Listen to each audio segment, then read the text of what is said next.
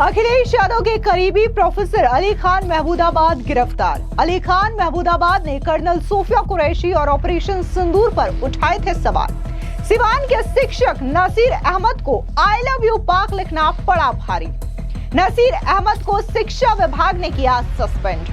नमस्कार, स्वागत है आपका। आप देख रहे हैं द न्यूज़ और मैं रानी गुप्ता आपके साथ। देश में कई सारे ऐसे गद्दार छुपे हुए हैं जो कि लगातार पाकिस्तान को लेकर के अपनी हमदर्दी दिखा रहे हैं। ऑपरेशन सिंदूर को लेकर के कई सारे सवाल खड़े कर रहे हैं। इस बीच एक बार फिर से उत्तर प्रदेश की योगी आदित्यनाथ सरकार ने बड़ी कार्रवाई करते हुए अखिलेश यादव के करीबी और अशोका यूनिवर्सिटी के प्रोफेसर को गिरफ्तार किया है। दरअसल उन पर आरोप ये है कि उन्होंने ऑपरेशन सिंदूर को लेकर के ब्रीफिंग करने वाली कर्नल सोफिया पर कई सारे गंभीर सवाल खड़े किए थे। आपको बता दें कि जो अली खान महमूदाबाद है उसने सवाल खड़े करते हुए एक आपत्तिजनक टिप्पणी जो है वो कर्नल सोफिया कुरैशी पर भी की थी, जिसके बाद बकायदा महिला आयोग ने भी उसके खिलाफ सख्त एक्शन लिया था। फिलहाल योगी पुलिस ने बड़ी कार्रवाई करते हुए अली खान महमूदाबाद को गिरफ्तार कर लिया है। वहीं दूसरी बड़ी खबर की बात करें तो बिहार के एक सरकारी शिक्षक का पाकिस्तान प्रेम जग उठा तो उसने व्हाट्सएप ग्रुप में आई लव यू पाकिस्तान लिखा हुआ मैसेज डाल दिया। देश विरोधी मैसेज देखते ही देखते वायरल हो गया। पूरा मामला महाराजगंज प्रखंड के प्राइमरी स्कूल मकतब रतनपुरा का है। टीचर नसीर अहमद को फिलहाल शिक्षा विभाग की ओर से सस्पेंड कर दिया गया है। लेकिन यह गौर करने वाली बात है कि कैसे एक शिक्षक और प्रोफेसर जो है वो पाकिस्तान को लेकर के प्रेम दिखाते हैं और अपनी ही सेना को लेकर के सवाल खड़े करते हैं। जो ऑपरेशन सिंदूर को अंजाम दिया गया और उसको लेकर के जो एक महिला अधिकारी सामने आती है कर्नल सोफिया कुरैशी, उसको लेकर के आपत्तिजनक टिप्पणी करते हैं। इनसे इनकी दोहरी मानसिकता झलकती है। बता दें कि हरियाणा की अशोका इंस्टीट्यूट के प्रोफेसर अली खान महमूदाबाद को गिरफ्तार किया गया है। उनकी गिरफ्तारी सोशल मीडिया पर भारत के ऑपरेशन सिंदूर पर की गई टिप्पणियों के कारण किया गया है। बता दें कि ऑपरेशन सिंदूर भारतीय सेना की ओर से वो पराक्रम दिखाया गया जब पाकिस्तान और पीओके में घुस करके 9 आतंकी ठिकानों को भारतीय सेना की ओर से तबाह कर दिया गया था। इस ऑपरेशन सिंदूर को लेकर के देश भर के आम जनता ने सेना की सराहना की। इसके अलावा दुनिया भर के कई सारे डिफेंस एक्सपर्ट हो या फिर मीडिया हो, उन्होंने भी भारत की इस कार्रवाई को सटीक कार्रवाई बताते हुए भारत की जीत करार दिया।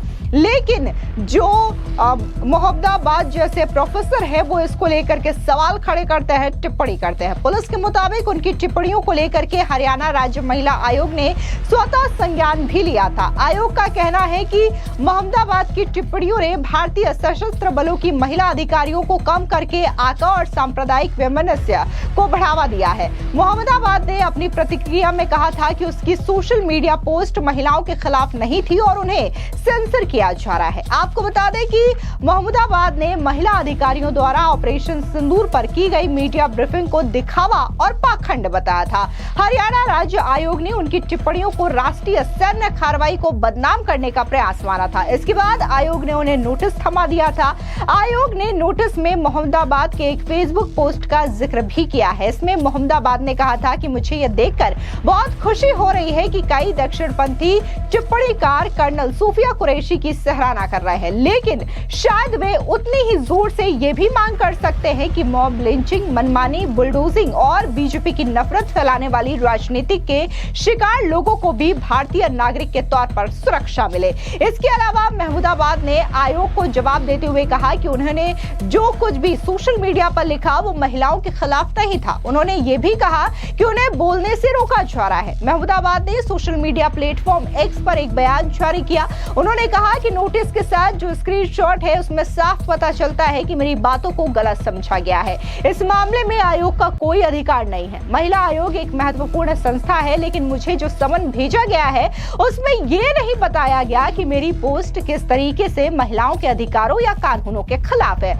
महमूदाबाद ने कहा कि उन्होंने कर्नल सोफिया कुरैशी और विंग कमांडर व्योमिका सिंह को भारत की विविधता का प्रतिनिधित्व करने के लिए प्रेस कॉन्फ्रेंस में चुने जाने की सराहना की थी। उन्होंने आगे कहा कहा कि मैं दक्षिणपंथी विचारधारा के लोगों की भी तारीफ करता हूं, जिन्होंने कर्नल सोफिया कुरैशी का समर्थन किया। मैंने उनसे ये भी कहा कि वे आम भारतीय मुसलमानों के लिए भी ऐसा ही रवैया रखें जो हर दिन भेदभाव और अत्याचार का सामना करते हैं। मेरी सभी बातें नागरिकों और सैनिकों दोनों की जान बचाने के बारे में थी। मेरी टिप्पणियों में ऐसा कुछ भी नहीं है जो महिलाओं के खिलाफ हो।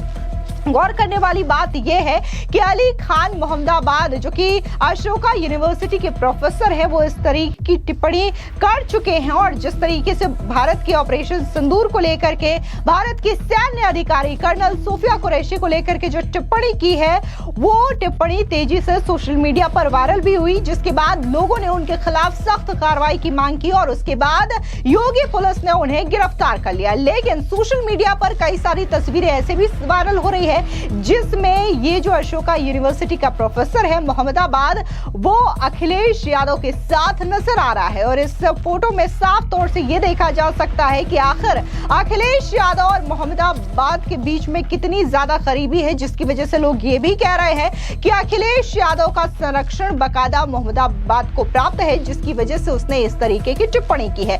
लेकिन शिक्षक हो या फिर प्रोफेसर हो, इस तरीके की देश विरोधी टिप्पणियां लगातार कर रहे हैं। इस बीच जो इंटेलिजेंस है वो भी लगातार कार्रवाई कर रही है और देश में कई सारे जो पाकिस्तानी जासूस हैं उनको भी चुन चुन करके दबोचा जा रहा है, पकड़ा जा रहा है। इस बीच बहुत सारी कार्रवाई हुई है जिसमें असम से लेकर के हरियाणा, पंजाब, उत्तर प्रदेश, गुजरात, ऐसे कई सारे स्टेट हैं जहां से पाकिस्तानी जासूसों को गिरफ्तार किया गया है और उनके खिलाफ कड़ी कार्रवाई की जा रही है। और इस पूछताछ में कई सारे एंगल सामने आ रहे हैं और ये कहा जा रहा है कि जब से भारतीय सेना ने ऑपरेशन सिंदूर को अंजाम दिया है, उसके बाद से ही इन पाकिस्तानी जासूसों की हालत खराब हो गई है और एक के बाद एक करके ये पुलिस के हत्थे चढ़ रहे हैं, इंटेलिजेंस डिपार्टमेंट है उनके हत्थे चढ़ रहे हैं। और जब ये गिरफ्तार हो रहे हैं और इनसे जब पूछताछ हो रही है तो कई तरीके के खुलासे सामने आ रहे हैं। कुछ को हनी ट्रैप का शिकार बनाया गया, तो किसी को लव एंगल में फंसा करके उन्हें मजबूर किया गया,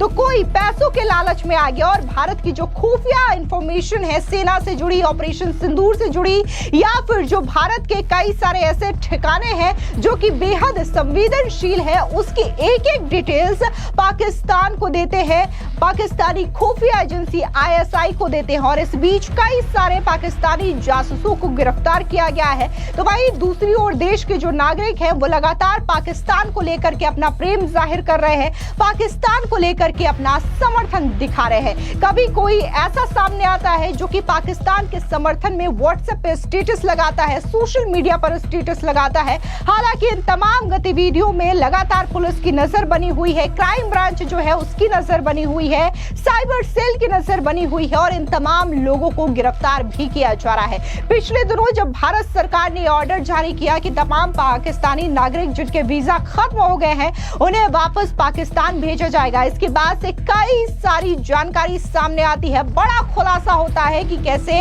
भारत की जो महिलाएं हैं वो पाकिस्तान में शादी करती हैं, लेकिन पाकिस्तान में शादी करने के बावजूद वो भारत में रहती हैं, भारत में बच्चे पैदा करती हैं और भारत की जितनी भी जो सुविधाएं होती है, राशन कार्ड से लेकर के आधार कार्ड, आयुष्मान कार्ड, इन तमाम योजनाओं का लाभ भी उठाती हैं और शादियां जो है वो पाकिस्तान में करती है। इस बीच औसतन जो खुलासा हुआ था उसके मुताबिक तकरीबन 5 लाख ऐसी लड़कियां हैं जिन्होंने पाकिस्तान में शादी की है लेकिन वो हिंदुस्तान में रहती है। और बड़ी संख्या में ये चीजें देखने को मिली जब अटारी बॉर्डर में ये लोग आए और वहां से इस बात का खुलासा हुआ, जो कि बेहद गंभीर है सेना के लिए, देश के लिए, जो कि संवेदनशील जानकारियां ये इधर से उधर करते हैं। फिलहाल इस पूरी खबर पर आपकी क्या राय है, कमेंट सेक्शन में जरूर बताएं। धन्यवाद।